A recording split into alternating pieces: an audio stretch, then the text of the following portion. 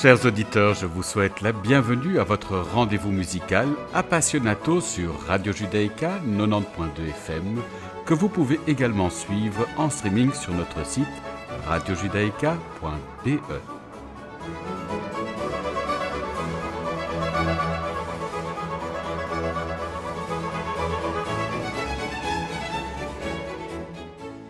Nous avons l'immense plaisir d'accueillir aujourd'hui le pianiste Alexandre Kantorov. Bonjour Alexandre. Bonjour. Alors je résume votre parcours. Vous êtes le fils du violoniste et chef d'orchestre Jean-Jacques Kantorov, que les amoureux de musique classique connaissent très bien, et de Catherine Dean, violoniste d'origine anglaise. Vous débutez le piano à 5 ans. Encore à l'école primaire, vous suivez les cours au conservatoire de Cergy-Pontoise auprès de Dominique Kim. À 8 ans, vous intégrez le conservatoire du 10e arrondissement de Paris. À 11 ans, vous suivez les cours d'Alain Volonda et à 13 ans, ceux d'Igor Lasko à la Schola Cantorum de Paris. Vous devenez l'élève de Franck Bralet et d'Haruko Ueda au Conservatoire national supérieur de Paris, puis de Rena Cherechevskaya à l'École normale de musique de Paris.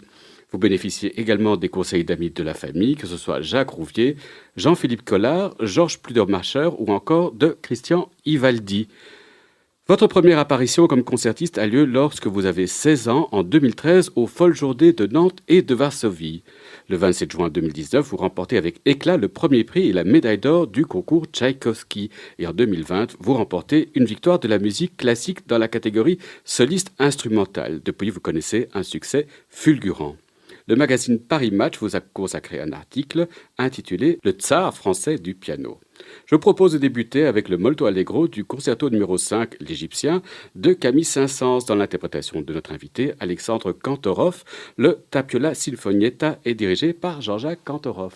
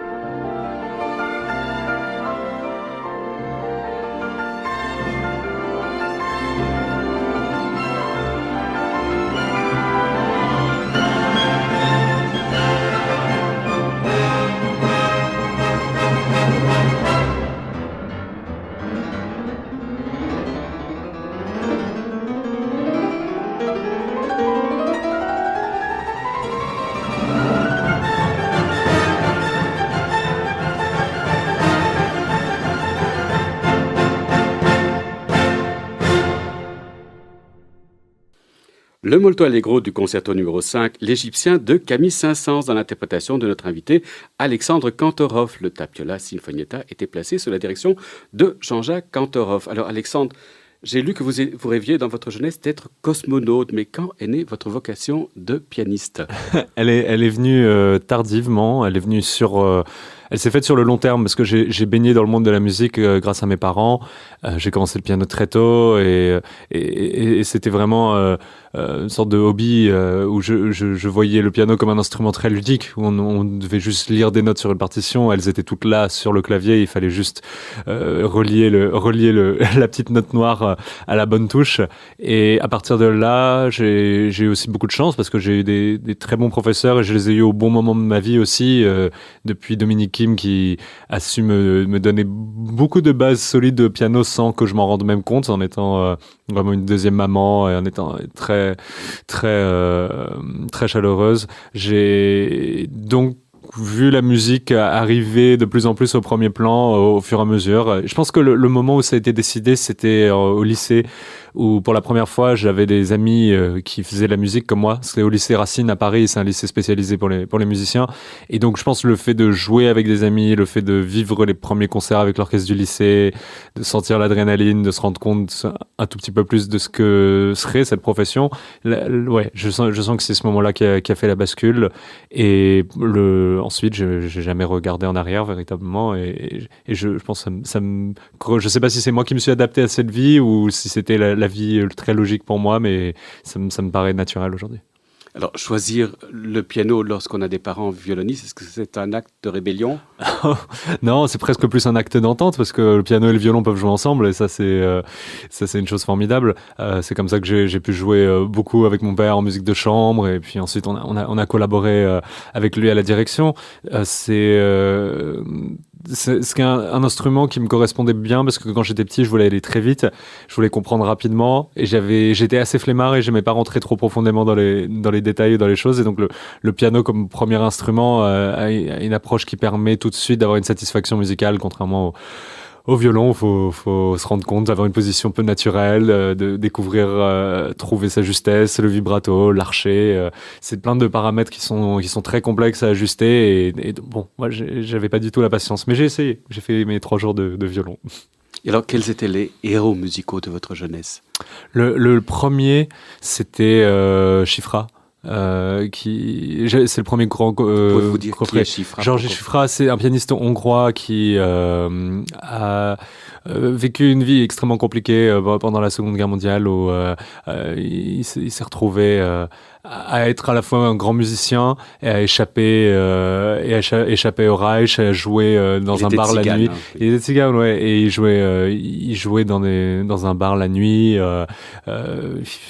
Bref, malgré toutes ces aventures et tous ces problèmes, il a une telle improvisation, une telle fougue, une telle liberté et un sens de la théâtralité des œuvres qui moi m'avait immédiatement plu. Je pense que c'était un sorte d'instinct animal que je ressentais en l'écoutant et donc pour la première fois je me rendais compte du pouvoir d'une interprétation plus que simplement du pouvoir simplement de l'œuvre et donc oui c'était le premier. C'était aussi sa virtuosité délirante. Il y avait de ça, certainement, parce que c'était le péché de l'adolescence, d'aimer profondément la virtuosité. Et aujourd'hui, je garde encore, et je pense que je vois la belle part de la virtuosité, une sorte de maîtrise une maîtrise de soi, une maîtrise de la technique et de son instrument, et elle est au service de la musique, en fait, quand il s'agit de la véritable virtuosité. Et Chifra, oui, c'était ça, et c'était fait avec probablement plus de panache et de fou que beaucoup de gens et beaucoup d'interprètes plus subtils, mais c'était vrai et c'était en corrélation totale avec les œuvres. Et encore aujourd'hui, ces lives de la fantaisie hongroise de Liszt, pour moi, c'est une des choses les plus miraculeuses. Parce que j'ai l'impression que c'est comme si il se mettait directement à la place de Liszt et qu'il prenait les libertés que Liszt pourrait prendre dans ses propres œuvres, en fait, sans la peur de désacraliser, la peur de l'œuvre fixée dans le marbre. Et c'est quelque chose qui me touche encore énormément. Il se disait esclave du piano. Est-ce que vous vous sentez aussi esclave de votre instrument? Oui et non. Il y a une sorte de pouvoir d'attraction où je sais que toutes ces heures passées à l'instrument, elles marquent. Même quand je dors, j'ai les doigts qui bougent. Parfois, j'ai la tête, elle est remplie de musique dans la journée. Il suffit on commence le début d'une œuvre et on se rend pas compte qu'on la passe en boucle dans sa tête jusqu'à la fin. Donc, il y a quelque chose qui est indissociable et qui a une place énorme et une emprise folle sur ma vie. Après, j'ai cette chance de vivre déjà dans un monde quand même plus tranquille, de vivre que Chifra. J'ai la chance de pouvoir avoir cette tranquillité d'esprit qui me permet de m'intéresser à beaucoup de choses et de pas avoir peur de l'emprise du piano sur l'entièreté de ma vie professionnelle. J'ai l'impression que c'est plus facile aujourd'hui de vouloir vivre d'autres histoires et de se dire que toutes ces histoires, on va les raconter en musique, mais on a le choix de les vivre, alors que probablement Chifra, les histoires qui lui sont arrivées, il y en avait peu où il avait beaucoup de choix. Oui, effectivement. Alors, si mes informations sont exactes, votre père a des ascendances russes. L'un de vos principaux professeurs, Rena Chereshevskaya, est d'origine russe. Vous avez gagné le concours Tchaïkovski. Et un de vos premiers albums s'appelle « À la russe ». Alors, comment définiriez-vous votre relation à la Russie, à sa culture, à son âme ? C'est une culture avec laquelle je n'ai pas grandi. C'est une culture que vraiment j'ai découverte par la musique. Parce que même si, oui, mon père il a des ascendances russes, mais elles sont assez lointaines encore dans la famille. Et il y a très peu de liens, très peu d'histoires qu'ils ont survécu. Donc ça venait pas de la famille, le goût pour la Russie et la découverte, ça venait vraiment de mes professeurs. Et en premier, c'était Igor Lasko. C'était je pense, le professeur qui a été un professeur tournant pour me donner et me faire me rendre compte du poids de l'interprétation et le premier à me mettre les réalités en face et de me dire est-ce que tu veux en faire sérieusement et donc il m'a apporté énormément de découvertes de répertoire russe et donc ce premier disque c'était d'abord un hommage à toutes les œuvres extrêmement dures qu'il m'a fait travailler jeune parce qu'il considérait que c'était maintenant qu'il fallait les travailler et que le plus on commençait tôt certaines œuvres, le plus elles pourraient rester, elles seraient imprimées facilement dans l'ADN. Donc ce premier disque c'était vraiment pour lui, mais malgré tout j'avais peu encore de culture russe, j'étais jamais allé en Russie avant et c'est venu avec Rena Chereshevskaya ou même avant le concours, un an avant, elle a emmené toute sa classe en Russie pour faire quelques petits concerts, pour aller découvrir, pour aller visiter Saint-Pétersbourg, Moscou, aller au musée, aller écouter de la musique et c'est elle qui a mis l'accent sur la culture russe, sur les différentes formes d'art, la littérature, la poésie russe. Et c'est là où, pour la première fois, en y étant là-bas et en côtoyant même le public, parce que c'est un public aussi très particulier, c'est un public qui naît avec la musique font partie intégrante de leur vie et on sent qu'ils sont encore à la recherche de vivre des moments historiques forts au concert et ils ont pas il y a pas un confort dans le fait d'aller au concert, donc ils sont extrêmement directs, ils peuvent adorer ou détester et le montrent avec tellement de passion et d'enthousiasme que c'est très communicatif et ensuite, en partant de là, j'ai commencé à vraiment écouter Richter, à commencer à aller voilà, Sofronitsky, à me rendre compte des grands musiciens russes, aller voir des vieilles archives au conservatoire de Moscou. Et c'est à ce moment-là quand la boucle est mise en marche et que on a pensé aller au concours Tchaïkovski avec Rena parce que tous les fantômes du passé étaient là. C'est une tradition qui était extraordinaire et nombre des pianistes que j'admire toujours aujourd'hui sont passés par ce concours et donc voilà je pense que ça s'est fait à ce moment-là et c'est quelque chose que j'ai récupéré petit à petit et aujourd'hui une impression que ça fait partie de la famille mais je pense que ça vient vraiment plus d'appropriation petit au cours de mon enfance.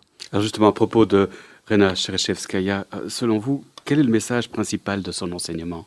Qu'est-ce qu'elle cherche à transmettre en priorité à ses élèves ? Bonne question. Elle veut que... J'essaie de réfléchir. C'est une sorte de double message parce elle fonctionne beaucoup avec des paradoxes. Comme elle-même, c'est une femme paradoxale et dans son enseignement, elle l'est aussi. Et je pense que c'est ce qui fait sa force, c'est que elle a une balance incroyable entre une sorte de rigueur logique et intellectuelle et presque physique, où elle parle de l'angle de notre bras, de combien de pédales on devrait mettre, des choses très concrètes qui sont techniques, qui font partie pour elle de ce qu'elle a appris de ses professeurs à Moscou, au conservatoire à Moscou, et une sorte d'idée de filiation et de transmission de ces bases-là. Et en même temps, c'est une dame qui est tellement mystique, qui voit du symbolisme dans toute la musique, qui voit que pour elle, presque tous les motifs de mélodie que les compositeurs utilisent sont retraçables dans la musique de Bach, que tous les compositeurs étaient au courant de ces symboles dans les motifs, qu'ils les utilisaient consciemment et que donc il y a une sorte de toile d'araignée massive entre les compositeurs et avec ça, chaque semaine, elle pouvait donner une sorte de vérité différente et je pense qu'elle voulait cultiver le fait de pouvoir s'adapter, le fait de pouvoir, malgré une base solide et concrète, avoir cette liberté totale de création sur le moment.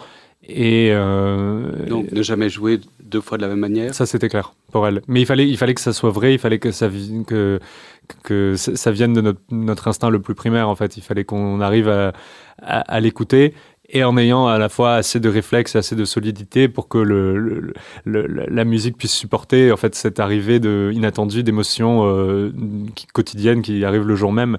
Et je pense que c'est en ça où elle est très douée, c'est qu'elle savait presque mieux que nous-mêmes au début qui nous étions en fait. Et donc quand je vois tous mes amis qui sont dans sa classe, je pense à Rémi Genier, Lucas Debargue, Victor de Marquette, les plus jeunes, les plus confirmés. On est tellement différents, on a tous même une façon totalement différente corporelle d'agir au piano. Et donc je pense que tous ces exercices on jouait à 180 degrés la semaine d'après, des allers-retours entre des styles totalement différents, faisaient que on a dû jouer de tellement de manières possibles qu'à la fin on creuse soi-même naturellement son chemin. Et donc j'admire le fait qu'à la fin elle a produit des gens qui ont des priorités musicales totalement différentes et une façon de faire de la musique à ce point-là différente et unique. Et je pense que c'est sa grande force. Alors je vous propose de vous écouter à présent dans Islamé de Mili Balakirev.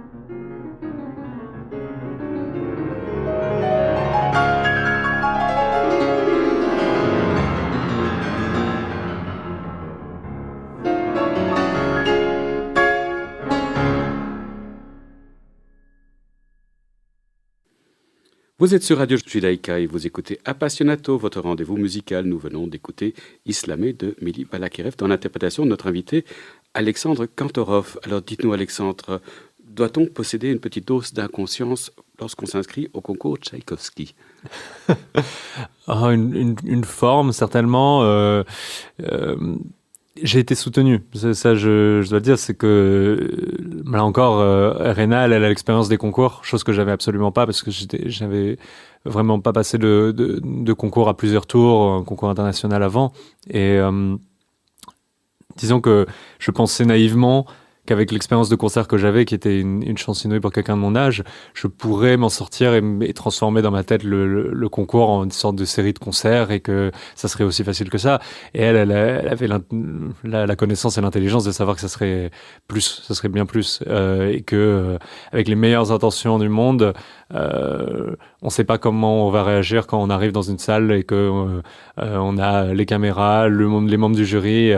Et donc, pour la première fois de ma vie, j'ai travaillé comme j'ai jamais travaillé des interprétations. Et ça, on pouvait pas. On a passé des cours entiers sur les premières mesures d'une étude de liste.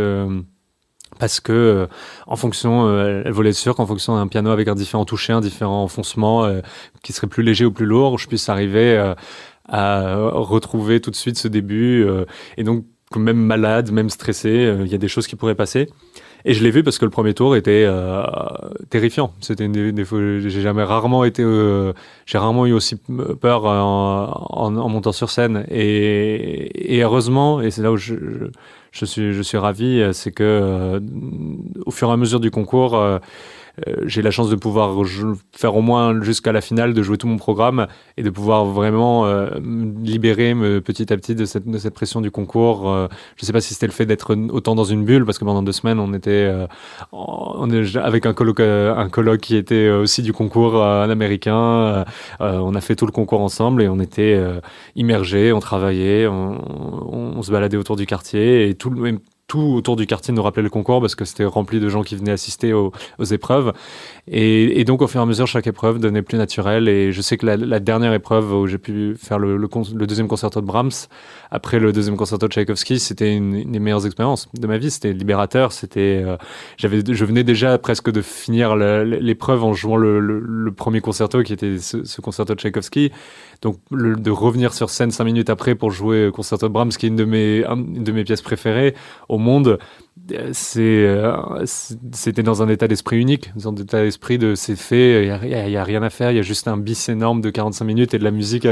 C'était très spécial parce qu'effectivement c'est épuisant, mais pour la tête c'était une expérience magique et j'ai pu profiter vraiment de ce que c'est d'être dans cette salle incroyable. Et donc oui, probablement de l'inconscience, mais elle a réussi, Rena, à faire le travail qu'il fallait pour me préparer malgré cette inconscience en fait. Alors comment est-ce que vous avez vécu l'après-concours? Ça, c'était quelque chose. Pendant longtemps, j'ai pas réalisé véritablement ce qui venait de se produire parce que pas le temps. Tout simplement, on a enchaîné des concerts de gala et puis après, avec Valérie Gergiev, on a commencé une tournée immédiate en fait, sans rentrer à Paris.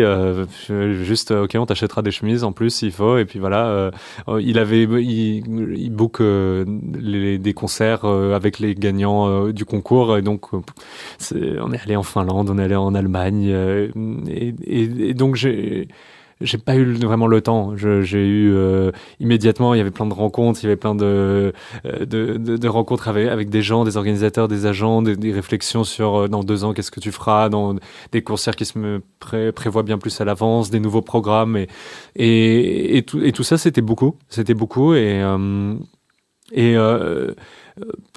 quelque part malgré l'horreur du Covid, j'ai eu une sorte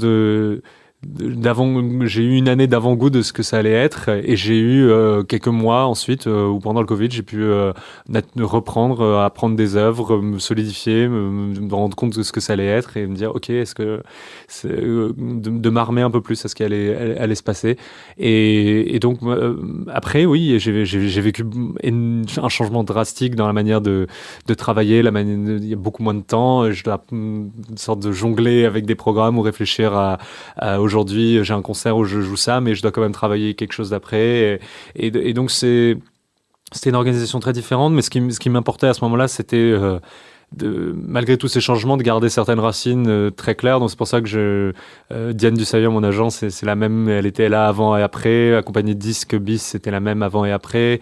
C'était important de m'entourer de gens qui me connaissaient d'avant, qui savaient qui savaient comment j'étais, qui auraient pu voir bien mieux que moi si je faisais n'importe quoi ou si je commençais à faire un burn-out ou à être déprimé. Et donc d'avoir ces gens autour de moi, ça m'a énormément aidé. Et ça fait que aujourd'hui, j'ai la chance de me sentir encore plein d'énergie et passionné par ce que je fais.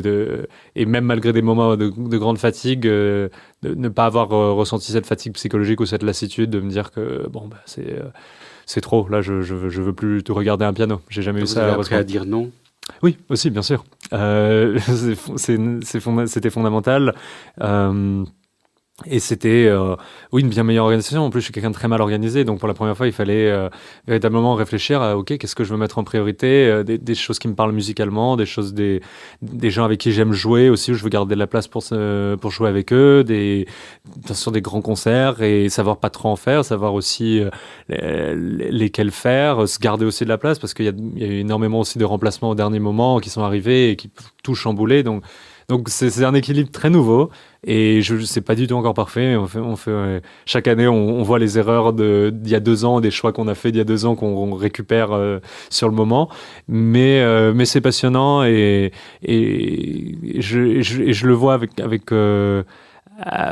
beaucoup de curiosité parce que c'est aussi un chemin qu'on a la liberté de se forger soi-même en fait. Parce que c'est rare d'avoir un métier où on est aussi libre aujourd'hui. J'ai cette chance de pouvoir vraiment réfléchir à quel projet j'ai envie de faire et dans quoi je veux me lancer. Et donc, cette autonomie de décider de son chemin est à la fois terrifiante et en même temps grisante parce que on peut que s'en prendre à soi-même en fait pour ce qu'on fait. Donc, pour moi, c'est assez incroyable. Alors, je vous propose de retourner à la musique. Donc, nous allons écouter un extrait de votre dernier album avec la Rhapsodie en si mineur numéro 1, opus 79 de Johannes Brahms.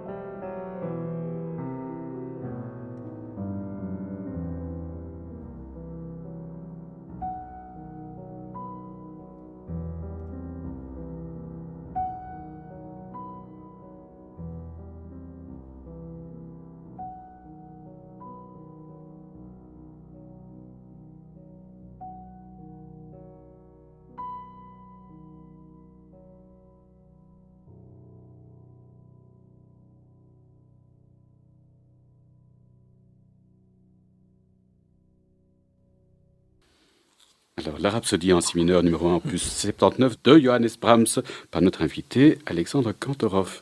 Alexandre, aimez-vous le processus d'enregistrement? Ouais, je l'aime. Et c'est quelque chose qui est spécial, où on doit se battre contre beaucoup de choses parce que dans un enregistrement, pendant une journée entière, on doit essayer d'avoir une énergie qu'on a naturellement avec le public, avec l'adrénaline du concert, et on doit l'avoir en studio. C'est pas évident en fait de se plonger dans ce disque dans un disque parce que souvent on perd du recul sur ce qu'on est en train de faire au fur et à mesure de la journée, et c'est là qu'il nous faut un ingénieur du son qui soit génial, qui soit à la fois psy et en même temps très bon technicien, parce que il doit nous guider, il a le recul sur ce qu'on est en train de faire. Il faut aussi apprendre à ne pas être paranoïaque et essayer de se battre pour avoir la bonne prise, et je sais que on peut faire mieux. Donc c'est plein de choses qui viennent naturellement avec le moment du concert, qui doivent être prises en compte, et donc on a à la fois ce challenge-là, mais en même temps on a cette liberté créatrice où je sais que j'essaie d'aborder les enregistrements studio avec l'idée de on a le luxe d'avoir autant de temps pour faire un disque, autant essayer 1000 façons différentes de faire tel passage ou tel mouvement, et de voir à la fin celui qui sera le plus inspiré ou le plus logique avec ce qu'on voulait avant. Et donc c'est ce processus de créer au fur et à mesure de l'enregistrement de son disque, ça il me plaît énormément, ouais. Et en même temps je suis partagé parce qu'ensuite mon père il m'a transmis cette habitude là, et de faire son montage soi-même de disques, et ça c'est une des expériences les plus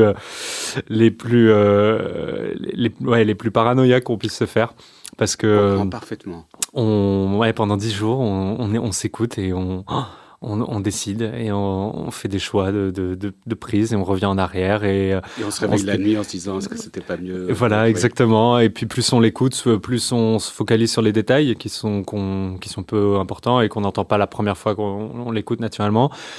Et donc il y a plein de moments où quand je fais le montage des disques, je me dis non, plus jamais, ou je veux faire que des disques live. Donc je suis partagé. J'aime beaucoup le processus. Oui, bien sûr, et surtout aujourd'hui, parce que c'est tellement facile, en tout cas aujourd'hui, on a 1000 trucages possibles dans un disque aujourd'hui, et c'est-à-dire on peut presque aujourd'hui avec des nouveaux pianos Spirio Steinway, on peut faire une erreur et garder la même attaque de l'instrument, mais on peut juste changer la fréquence et faire la bonne note. On peut corriger tellement de choses, et on peut faire tellement de puzzles et de joints qui sont faciles. Donc c'est vrai que des fois je me dis en fait comment on différencie un disque qui a été découpé en 3000 pièces et un disque qui a été fait en 10 prix seulement. Et c'est pour ça qu'il faut aller au concert. Et c'est pour ça qu'il faut aller au concert, évidemment. Et c'est pour ça aussi, je me rends compte que même souvent, même les vieux disques, j'en écoute beaucoup et j'écoute beaucoup de live aussi de ces interprètes parce que voilà, il y a une sorte de vérité immédiate sur c'était eux à ce moment-là. Et donc, oui, ça me tente aussi le disque live. Mais l'exercice du studio est un exercice différent et c'est souvent un des meilleurs exercices aussi pour apprendre une œuvre vraiment. Je me suis rendu compte que ça forge une telle compréhension à la fin de l'œuvre et on a écarté tellement de choix qu'on a une bien meilleure conscience de ce qu'on a envie d'avoir et ce qu'on a envie de toucher dans une œuvre.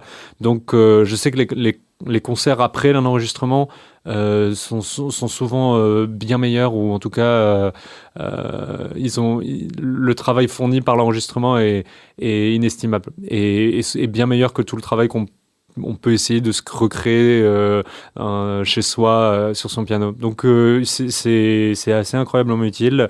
Mais voilà, je pense en ce moment je suis aussi curieux du disque live et je sais pas pour les prochaines sorties, est-ce que ça sera comme ça ou pas. Alors dites-nous, quelles sont les œuvres que vous estimez encore devoir absolument apprendre? Ah, que je dois avoir tellement. Déjà, vous désirez jouer, je veux dire. Je pense que j'ai envie de remonter aussi dans le temps. C'est-à-dire, je me suis arrêté à Beethoven. En concert public, je suis jamais monté à Mozart, à Bach, à part pour certains cas exceptionnels. Mais voilà, c'est des compositeurs auxquels j'aimerais bien essayer de me rattacher. J'ai l'impression que c'est ce que je trouve difficile, c'est cette perte de repères. On a plus on remonte dans le temps, moins on a d'informations. On a très peu d'informations au fond sur Bach, même malgré les milliers de travaux qui ont été réalisés pour le comprendre. Il y avait peu d'indications sur les partitions parce que contrairement à aujourd'hui où le lien entre l'interprète et le compositeur est très marqué, et le compositeur a de plus en plus envie d'être très clair sur ses intentions. Mais à l'époque, il y avait une sorte de goût de l'époque, de manière de faire. L'interprète était vraiment souvent le compositeur lui-même, n'avait pas tant d'importance. Donc, de se raccrocher, j'ai l'impression que c'est difficile de se frayer un chemin et de trouver une vérité. Et donc, je mets du temps. Mais je sais que c'est les compositeurs que j'ai vraiment envie d'aborder. Haydn aussi, énormément. Je trouve ces symphonies font parmi le catalogue des œuvres les plus créatrices. Chaque symphonie a une inspiration différente. Et pour quelqu'un qui n'est jamais sorti quasiment de Vienne, à part pour aller à Londres à la fin de sa vie, c'est fou à quel point il a pu puiser partout dans le goût de l'époque. Donc voilà, j'ai plein d'envies. Puis aussi beaucoup de musique contemporaine, je m'y plonge de plus en plus, de commencer à faire plus de commandes, de travailler plus avec des compositeurs d'aujourd'hui aussi. C'est quelque chose en créant... J'ai toujours beaucoup de répertoire important du piano dans le romantisme qui me manque. Mais voilà, c'est ces deux extrêmes à laquelle j'ai envie de me rattacher de plus en plus là. Alors Alexandre, on a comme tradition dans Appassionato de vous offrir le libre choix de nous faire écouter un enregistrement que vous aimez. Qu'avez-vous choisi de nous faire entendre? Alors j'ai choisi la mort d'Isolde de Tristan et Isolde de Wagner. C'est en 51 ou 52, c'est par Karajan dans un live à Bayreuth avec Ramon Vinay et Martha Mödel. Et ça fait partie des disques qui m'ont fait vraiment redécouvrir Tristan et Isolde. Je l'avais beaucoup entendu par Fort Wangler dans la version studio, mais cette intensité que les deux ont et Karajan qui est extraordinaire à cette période-là, qui embrasse la pièce et qui la rend on s'attache à la première note et on va jusqu'à la dernière sans s'arrêter. Il y a quelque chose de fantastique, que j'ai découvert ça récemment et voilà, c'est quelque chose que j'écoute régulièrement. Alors on l'écoute maintenant.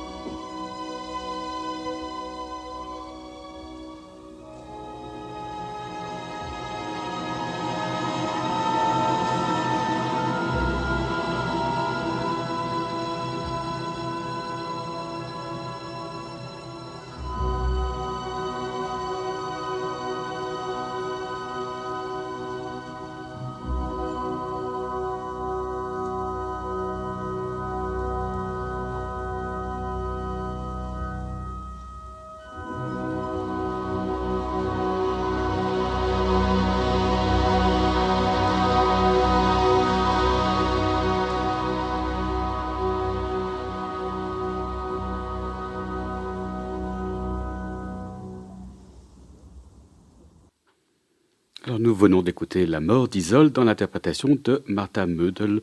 L'orchestre de Bayreuth était dirigé par Herbert von Karajan. Il s'agissait du choix de notre invité, Alexandre Kantorov.